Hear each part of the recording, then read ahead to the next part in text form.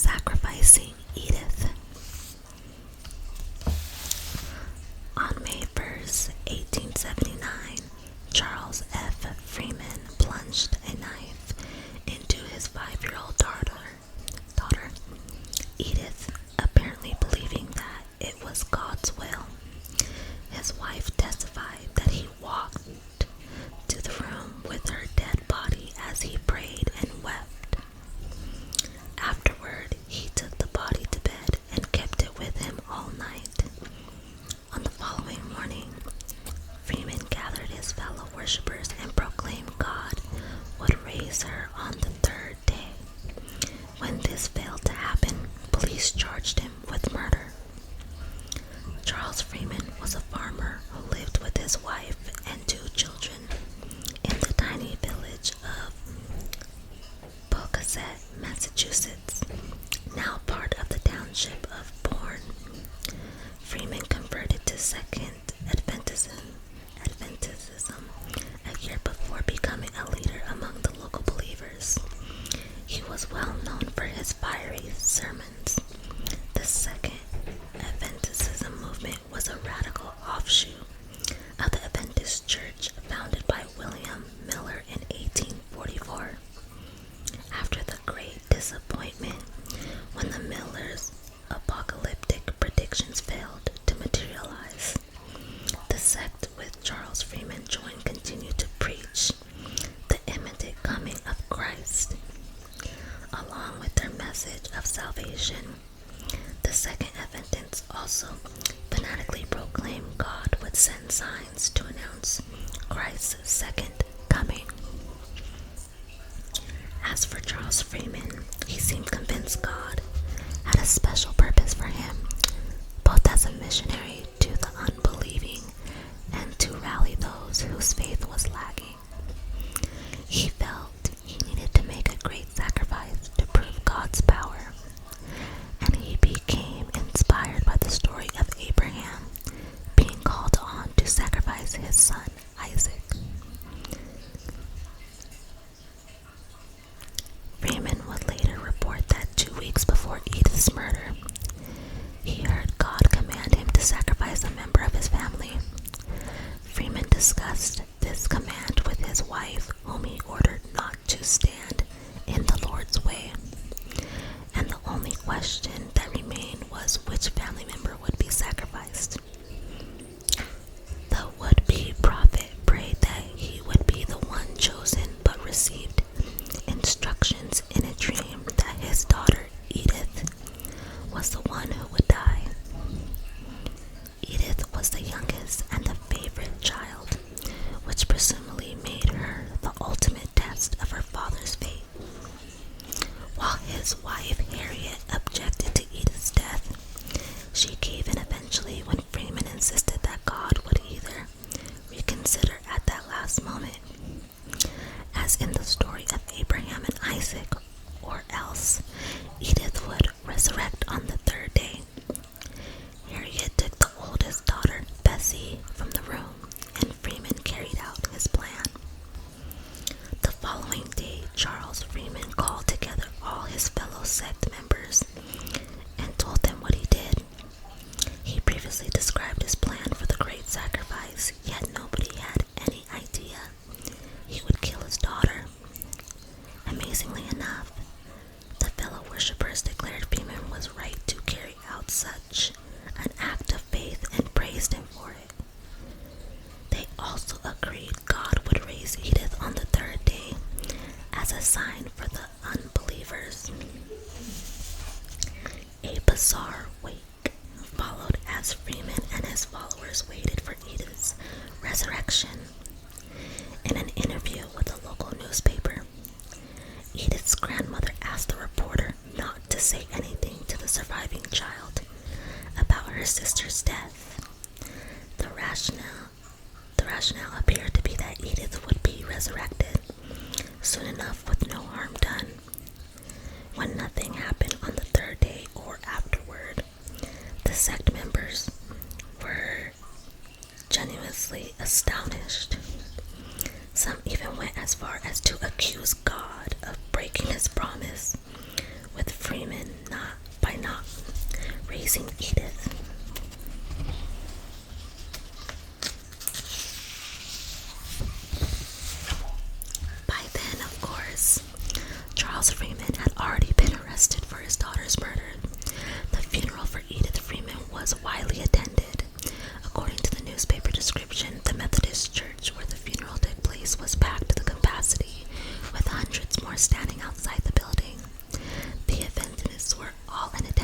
almost keeping an eye on Edith's coffin, hoping for the last-minute miracle. The tension between the Adventists and the rest of the community was high. After the pastor lectured the Adventists on their false beliefs, the new Adventist leader replacing Freeman, who was in jail, Alden P. Davis, was prevented from making a speech under threat of arrest. Not deterred, Davis made his speech in the churchyard after the service. The speech, which contained a stirring endorsement of Charles Freeman and his sacrifice, stirred up the crowd even further, including threats of forming a lynch mob. Though no violence broke out, even other evangelists expressed their horror at the murder. An editorial in the New York Evangelist published shortly afterwards stated, "We hope this murderer would be treated as all murderers should be, and that it will not be admitted that religious fanaticism is to justify human sacrifices. The law expressly holds the crime committed while a man is intoxicated as the man was sober, and so Mormons, Adventists, and spiritualists should be held responsible for offenses against law. Notwithstanding their pretended revelations of a higher law, there is no safety in society if any other principle prevails." Though Harriet Freeman was considered a willing participant in Edith's death, she was released and her husband was indicted for murder. At a special session of the Supreme Court in January 1880, a sanity hearing took place and several medical experts argued that Freeman was fit to stand trial. John Davis Long, then governor of Massachusetts, ordered Freeman sent to the nearby Danvers Lunatic Hospital, where he stayed for the next 3 years. In a new sanity hearing held in 1883, Freeman insisted that he fully recognized killing his daughter in a fit of madness. He told the court that his stay in Danvers taught him enough about mental illness to recognize it in himself. In his testimony, he said, "When I got to Danvers, I found a condition of things with which I was wholly unfamiliar. I found people there who saw God and had communication with Christ, who believed that they were with Christ, who believed they had special revelations, who interpret signs. The question arose in my mind, knowing as I did, that these men were insane, unreliable men, many of them filthy and others treacherous, knowing them to be insane. The question arose in my mind whether I was also not insane." During his testimony, Freeman wept as he described what led him to kill his daughter. "I was sent to the insane hospital, and I have just stated I saw my error," he said. "I regret it as the most dreadful act that was ever perpetrated. I feel I have been victimized. I do not blame any person or persons, but I consider it an unfortunate affair from the beginning, and for which perhaps no person has been responsible." The prosecutor who questioned him was very careful to point out the legal implication of Freeman giving in to his religious visions. To that, Freeman replied, "I thought we ought to obey God rather than man."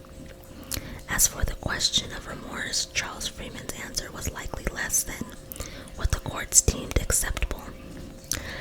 "I cannot conceive of an honest man feeling remorse if he acts upon the very highest concept of his duty at the time.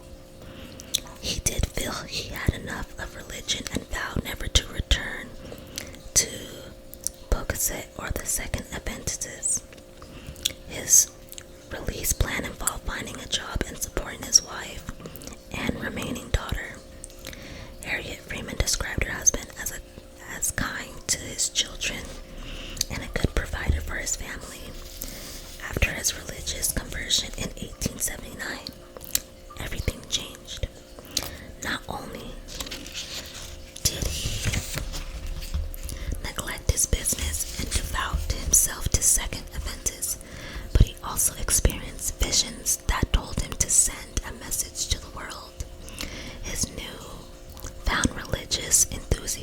certainly caused problems with the rest of his family.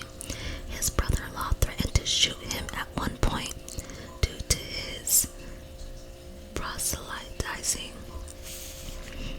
The presiding judge said he did not doubt Charles Freeman's fitness to stand trial, that the trial took place in December of the same year, and the outcome was never in doubt. Not only did the court hear evidence from several medical experts that Freeman was insane at the time of the murder, but even his defense attorney wholeheartedly agreed that he was insane. In her testimony, Harriet Freeman said her husband's visions to sacrifice Edith came after several days of going without food and sleep. Though she admitted to agreeing with her husband that he needed to sacrifice their young daughter, she defended herself by saying she did not believe he would ever hurt Edith. She regarded it as a test of faith, much like Abraham and Isaac, and that God would stop him from going too far. On the night that Edith died, however, her husband told her that God asked him to make a great sacrifice, then saw him leave the room, and when he came back, he had the child in his arms. It was dead. He walked the room with it and prayed and wept. He took it to bed with him and kept it with him all night. The whole scene is a terrible dream, which one remembers but can't distinctly connect, in which, when I try to think of it, seems like an awful recollection. After weighing on the evidence, Judge Morton stated he never saw such a case with no conflict in the testimony. Since Charles Freeman faced the death penalty for Edith's murder, the judge fully recommended that the jury find him not guilty because of his insanity. The jury agreed and returned the verdict after only 10 minutes of deliberation. The judge then sentenced Charles Freeman to the Danvers Lunatic Hospital for the rest of his life. The little information on the Freeman case seems to end with his sentencing during this trial. Freeman indicated that he functioned well in Danvers Hospital and seemed resigned to work there in one of the jobs assigned to inmates. I could not find out what became of him and how long he lived after his sentencing. The fate of Harriet Freeman and her surviving daughter isn't readily available either. While religious fundamentalism remains widespread, the case of Charles Freeman continues to resonate today. The religious hysteria that drove him to kill his young daughter parallels similar cases, often involving exorcism to drive out evil influences. Still, the death of Edith Freeman provides important lessons in avoiding other tragedies. Should his hallucinations and delusions have been taken more seriously? And what about the bizarre enabling behavior shown by Harriet Freeman and her husband's fellow believers? Would Charles Freeman have committed murder without their support? And where should we draw the line between religious mania and mental illness? Questions that need to be asked time and time again. Oh, that's really sad, right? Poor little girl.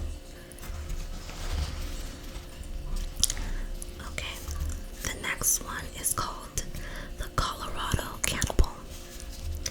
Legend has it, when Judge Melville P. Gary handed down a death sentence on Alfred Packer, he used these words: "There are 7 Democrats in Hinsdale County, country, but you voracious man-eating son of a bitch, you ate 5 of them. I sentence you to be hanged as a warning against reducing the Democratic population of this state." According to the actual trial records, Judge Jerry was more succulent and apolitical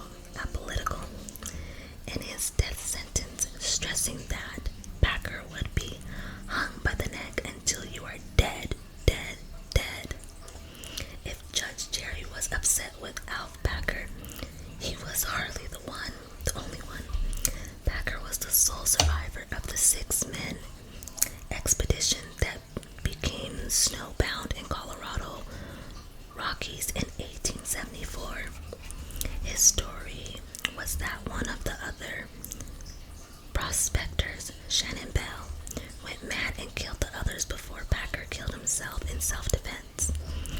The fact that Packer admitted to cannibalism, changed his story several times, and possessed money belonging to the other prospectors with him when arrested didn't help his case. Though while waiting for a hearing, Packer escaped from jail, though nobody ever found out, and spent nearly 9 years on the run before being rearrested. In the meantime, investigators found the bodies of the other prospectors with evidence that they were bludgeoned to death. On March 14, 1883, Al Packer was arrested at Wagonhound Creek, where he was living under the name of John Schwartz. Since cannibalism isn't a crime in most states, oh wow.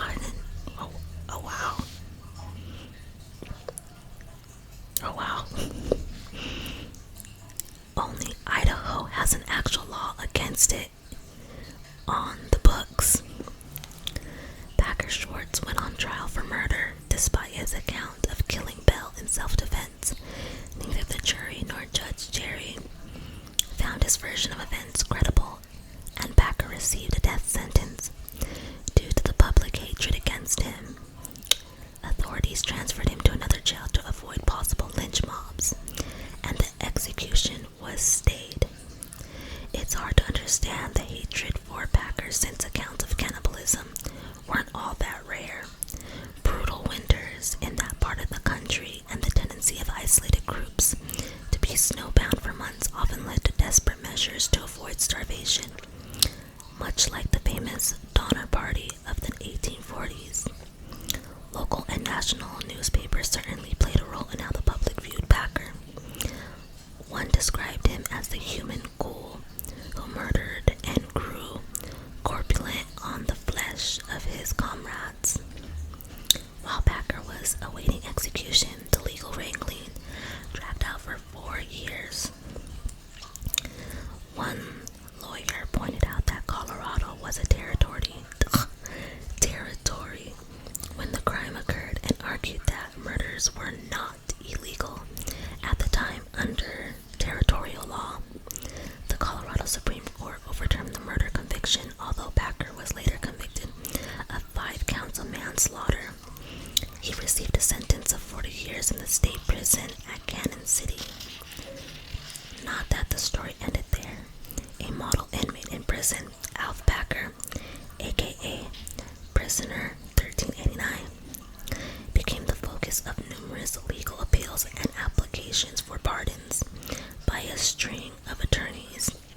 The Free Packer movement gained its greatest champion in Polly Bry, a columnist for the Denver Post, who wrote numerous columns on Packer's unjust imprisonment.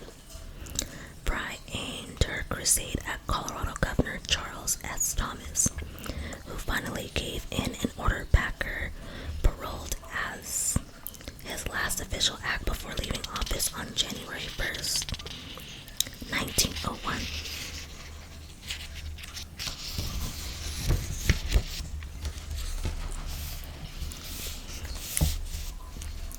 After his relief, Al Packer worked as a security guard at the offices of the Denver Post. He grew tired of the city life and suffered from Bright's disease, nephritis, so he moved back to Colorado and spent his last years as a mine caretaker. Packer was a favorite with the local children. Even in his notoriety, he often regaled them with stories about the Old West. They just considered him to be a nice old man. His kidney problems worsened, and a state game warden found him unconscious near his home.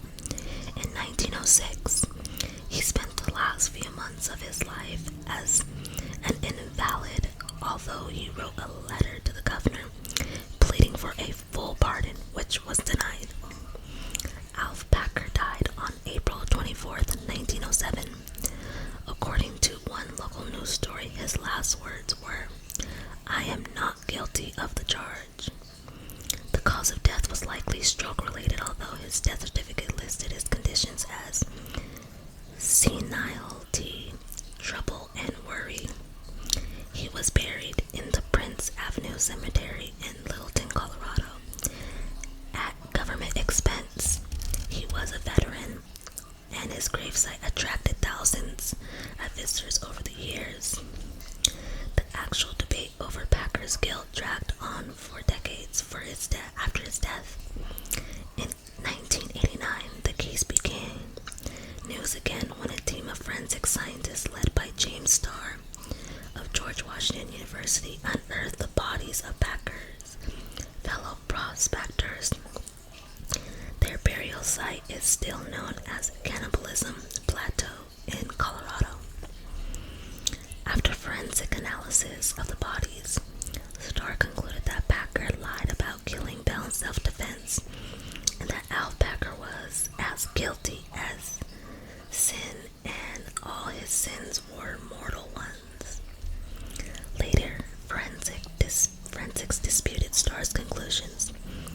One determined creator, David Bailey, launched his own project to prove Packer's innocence, based on Packer's rusted Colt revolver believed to have been used to kill Shannon Bell in self-defense. In a fantastic feat of forensic science, he matched fragments of a lead bullet found at the death scene to Packer's revolver. Although the research is ongoing, the question of Alf Packer's guilt seems unlikely to be resolved. As a result, Alf Packer was found his way into American folklore.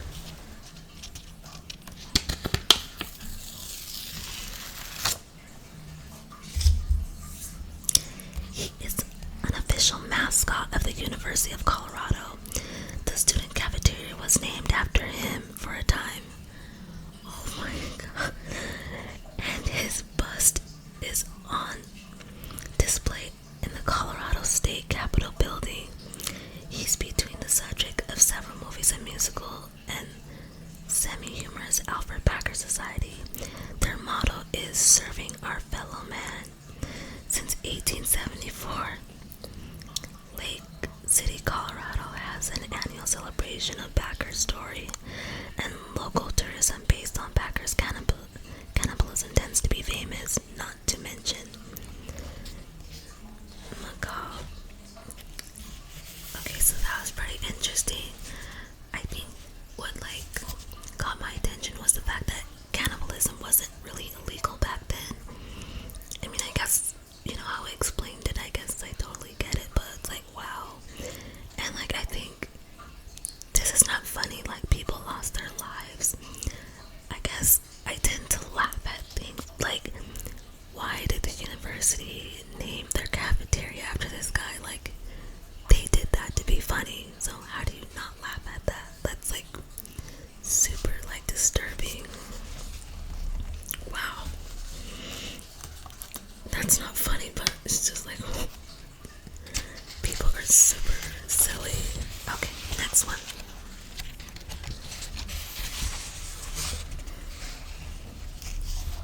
Okay, this one is called "The Happiest Man on Death Row."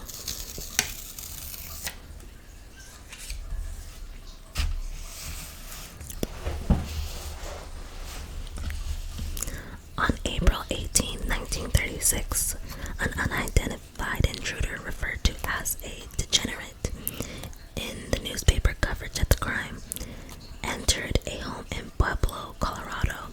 Through an unlocked door, the house owners were not present, but their two daughters, 15-year-old Dorothy and 12-year-old Barbara, were asleep in their beds. The intruder clubbed Dorothy to death with a blunt hatchet he carried before clubbing Barbara as well. Their parents discovered them both the following day. Barbara was rushed to the hospital, and the police determined that Dorothy was sexually assaulted before her death. They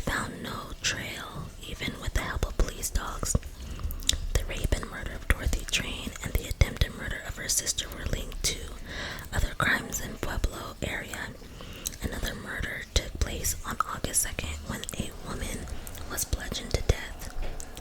While her sleeping niece had her skull fractured, though it wasn't clear whether the same person committed the killings. A third woman reported being attacked near the train home. Though she escaped her assailant, police questioned potential suspects and offered a $500 reward for the information leading to an arrest. On a hunch, the Pueblo sheriff placed men among Dorothy Train's funeral.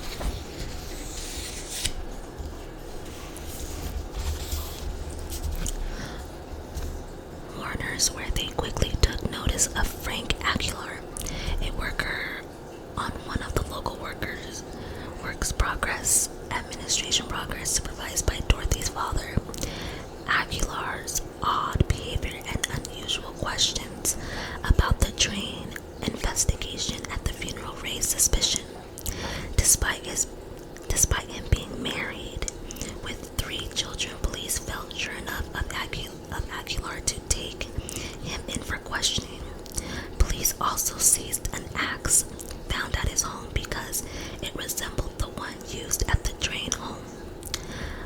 Another break in the case came later in August when police in Cheyenne, Wyoming, picked up 21-year-old Joe Ardy for vagrancy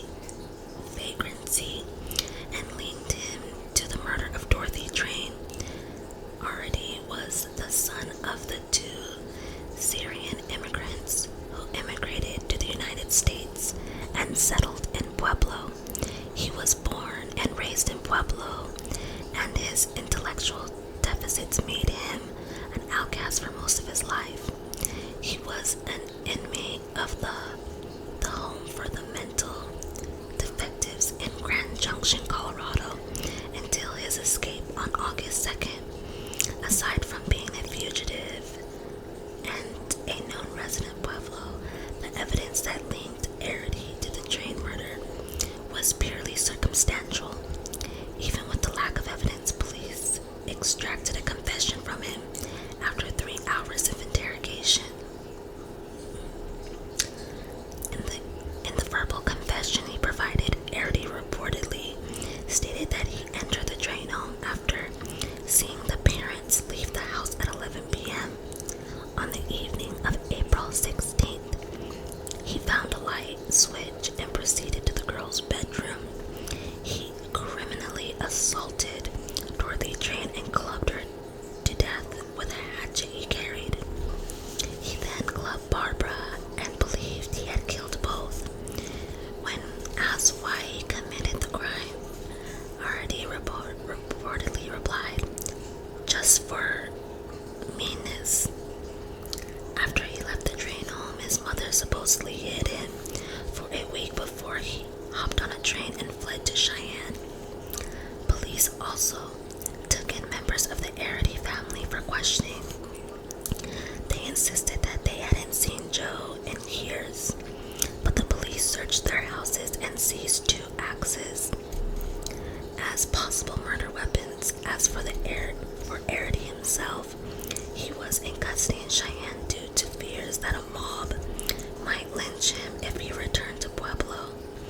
Much of the anger directed against the prisoner was traced to the inflammatory news coverage of the case, all of which proclaimed the crime as being solved before the trial. Most newspapers provided full details of his confession and many other investigation details they could find. At first, there was no mention of Frank Aguilar since police were still trying to link the 2 men, with Ardy transferred to Colorado State Penitentiary for safekeeping. Police worked to build a case against him. One witness was able to verify that Ardy was around the train home about the time of the murder, but police found no physical evidence. There was no trace of the axe he allegedly used, and Barbara Train could not describe her assailant when she woke up from her coma. The superintendent of the institution from which Ardy escaped from came to Pueblo along with the police from Cheyenne to aid in the investigation. There was no attempt to link Dorothy Drain's murder to the previous axe murder in Pueblo, since Arity had an ironclad alibi for the earlier killing. Police ignored a possible link.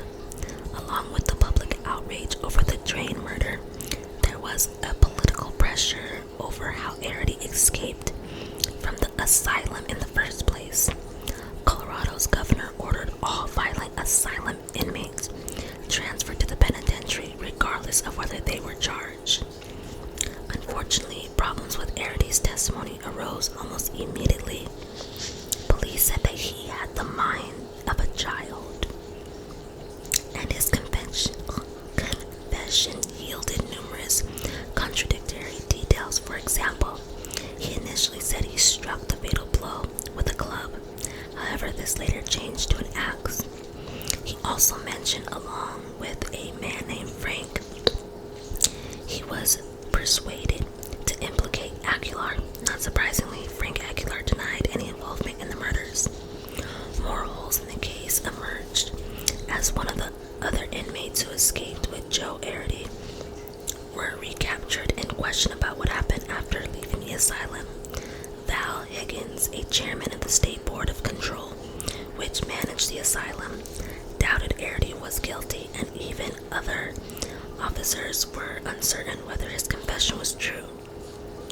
Then came a new development on September 3rd. Frank Aguilar confessed to the murder of Dorothy Drain. After 9 hours of intense questioning by a tag team of interrogators, including prosecutors and prison warden Roy Best, and his new confession Aguilar and Arity carried out, the killing together, any doubts over Joe Arity's admission were set aside, and the Pueblo district attorney announced that the case was completely solved. The trial of Frank Aguilar and Joe Arity turned into a media spectacle. Both men faced the gas chamber if convicted, so potential jurors were carefully questioned over whether they had any reluctance to impose the death penalty. One juror changed his mind in the mid-trial, along with Aguilar's attorney. His mother, wife, and 3 children were also in attendance. The defense focused on whether the confession was obtained through merciless grilling, leading to a false confession. Since Aguilar was also feeble-minded, newspapers called for more rigid laws to ensure that similarly feeble-minded individuals could be adequately incarcerated where they couldn't do any harm. After an 8-day trial, Frank Aguilar received a death sentence for the rape and murder of Dorothy Drain. The trial closed abruptly after Aguilar's defense attorney told the court that his client confessed to him. Though he tried to change his client's plea to guilty because of insanity, the judge refused and handed down the death sentence instead. As for Joe Arity, the outcome of his trial in January seemed almost foregone conclusion. Newspaper coverage already declared him guilty, and his attorney did not attempt to question any of the evidence against him or how his confession was obtained. The only real sticking point was whether someone so mentally challenged could be held responsible for his actions. Testing revealed that Arity had an IQ of 45, and three state psychiatrists agreed that Arity was incapable of distinguishing between right and wrong, and therefore would be unable to perform any action with a criminal intent. There was also the fact that Barbara Drain only identified Frank Aguilar as being at the crime scene and not Arity.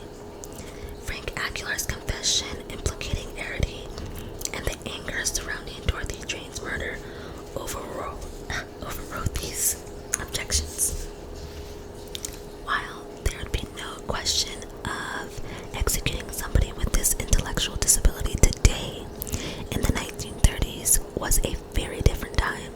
It only took a jury 4 hours to find Joe Arity guilty and to recommend the death sentence in his case. Both Arity and Frank Aguilar stayed at Colorado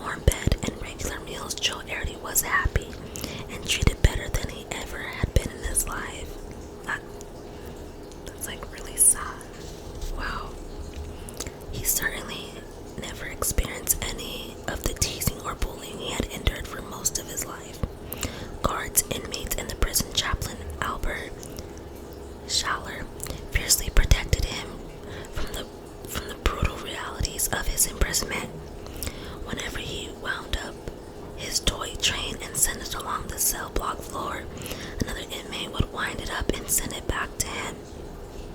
Warden Best recruited Gail L. Ireland, a crusading attorney who later became Colorado's Attorney General. Through his dodge efforts, Ireland managed to secure 9 stays of execution into Colorado. Supreme Court ruled at 3-2 to let the execution proceed. On January 6, 1939, the end finally came for Arity. Nearly 2 years after Frank Aguilar's execution, the governor of Colorado phoned the warden and told him to proceed as scheduled. Albert Schaller and Roy Best then explained to Joe Arity that he would die. As Roy Best told reporters, the condemned prisoners seemed unable to understand what would happen. At one point, he reportedly said, "You can't kill Joe Arity because Joe Arity never killed anybody." Oh wow, that's sad. Oh wow. Oh shoot. On the day of his execution, Joe Arity requested ice cream and lots of it for his final meal. Whether he was fully aware of the situation seems hard to guess, although he seemed to enjoy the center of attention. Albert Schaller came in and carefully read the last rites to him, and Joe crossed himself before going back to play with his train. Oh, I don't know if I can continue reading this. It's kind of sad. Then Roy Best came in and read the death warrant before taking Arity to the gas chamber to be executed. Officials killed a pig in the chamber one day previously to ensure that everything was in working order. Arity stopped only to give his toy train to the death row neighbor before being placed in the chamber where he was strapped down and blindfolded. Roy Best patted his hand, and the chaplain gave him a simple goodbye, Joe, before the chamber was closed. No train family members attended, though Joe's mother was there for one final visit before the execution. Oh my God, grinning to the very end, he took 3 deep gulps of the hydrogen cyanide gas, and that ended his life. He was formally declared dead just minutes after the gas cleared from the chamber. The next day, Joe Arity was buried in the Woodpecker Hill Cemetery on the prison ground. So was he guilty, or did the police take advantage of his intellectual disabilities to extract a false confession? Decades after this execution, Joe Arity's case has become a rallying point for opponents of the death penalty and disability activists. In 1955, Robert Bursk, a prominent legal activist working for the rights of the intellectually disabled, published a troubling book looking at Arity's case and numerous others like it. The book, Unequal Justice, highlighted how vulnerable people with intellectual deficits or similar disabilities have given false confessions during police interrogations. With a description of Joe Arity's conviction and over 70 other cases in which people were coerced into giving false confessions, Bursk's book generated renewed interest in Joe Arity's case. Inspired by the book, a group called the Friends of Joe Arity launched a grassroots campaign for a pro-Damas pardon on January 7th, 2011. Colorado Governor Bill Ritter Jr. issued an unconditional pardon for Joe Arity, the first of its kind in Colorado history. The pardon came 9 years after the landmark Atkins versus Virginia case that outlawed the execution of prisoners deemed to be mentally retarded. Today, the police interrogations of suspects with intellectual disability remains controversial in many jurisdictions. Cases of false imprisonment involving disabled prisoners continue to be reported by groups such as the Innocence Project. Visitors to the Woodpecker Hill Cemetery on Colorado State Prison grounds can find Joe Arity's careful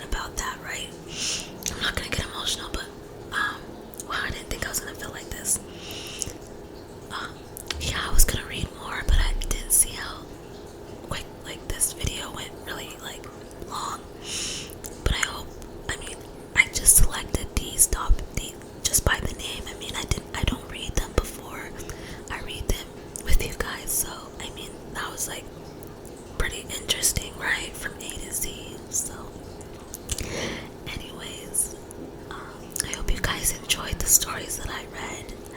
I hope you guys have a great night, evening. Thank you guys so much for coming to my channel and supporting